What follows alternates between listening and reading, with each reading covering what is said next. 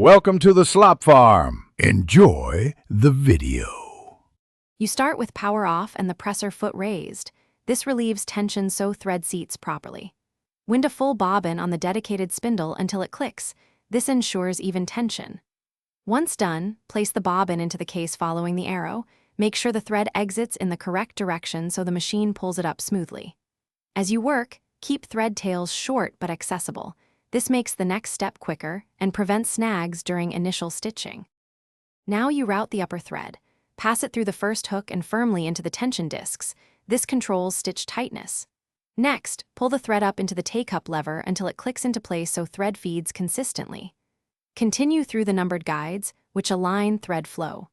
Finally, thread the needle from front to back and leave a 3/4 cm tail.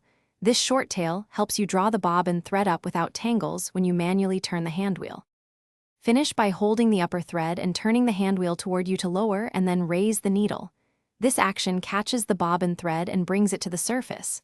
Once both threads are at the back, lower the presser foot to set correct fabric feed. Sew a short test line on scrap fabric. Make sure stitches sit flat. If you see loops or puckering, recheck thread path and tension discs.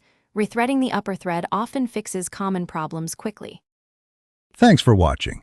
Consider subscribing if we helped you today.